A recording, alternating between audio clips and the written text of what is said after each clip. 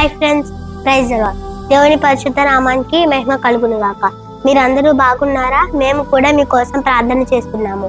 పరిశుద్ధాత్మ ప్రత్యక్షత అనే ఈ కార్యక్రమం ద్వారా దేవుడు మీకు అందిస్తున్న వాగ్దానం హెజ్కేల్ గ్రంథము 36వ అధ్యాయము 11వ వచనంలో రాయబడిన మాట, మునుపటి కంటే అధికమైన మేలు మీకు కలగచేసేదను.